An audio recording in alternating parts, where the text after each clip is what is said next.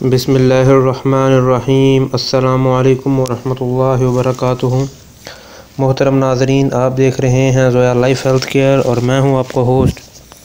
और आज इस वीडियो में मैं आपको हर मुराद पूरी होने का एक अमल बताने जा रहा हूं।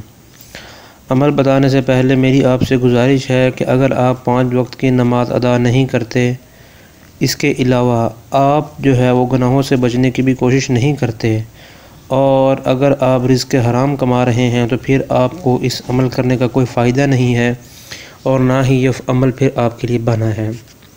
तो इस अमल में जो है आपको थोड़ी सी मेहनत करनी पड़ेगी, लेकिन इस अमल के लिए शर्त ये है कि आपको अपने मुराद जो है उस पर पूरा यकीन होना चाहिए। हर किस्म का यकीन। इसे मुराद ये है कि आपका कोई भी मकसद नाजायज़ ना हो, हर मकसद आपका जायज़ हो। इसके अलावा तमाम चीज़ें जो हैं वो किसी को नुकसान मत पहुँचाएँ। यह ना हो कि आपका जो मकसद हो वो आपको तो फ़ायदा दे लेकिन किसी और के लिए नुकसानदा हो।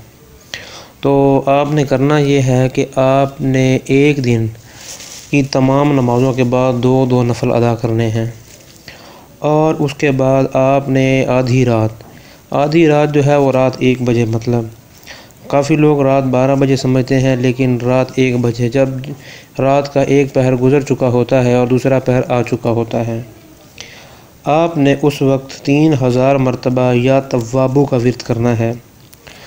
इसके पीछे और आगे यानी कि अव्वल और आखिर आपने 11 मरतबा दुरूद इब्राहिमी का विर्द लाजमी करना है।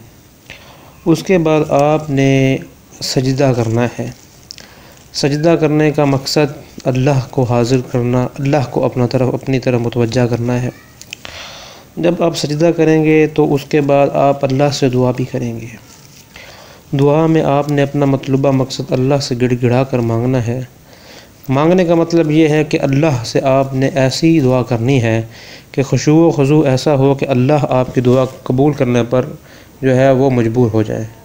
तो अल्लाह क्योंकि अपने बंदे को ये चाहते हैं कि वह इबादत गुज़ार हो, फ़राइज़ पूरे करें, तो इंशाअल्लाह ताला अज़ीज़ अल्लाह के फ़ज़ल व करम से आपकी हर जायज़ मुराद पूरी होगी।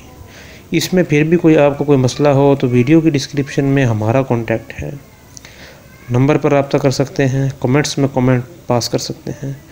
अस्सलामु अलैकुम वरहमतुल्लाहि वबरकातुहू।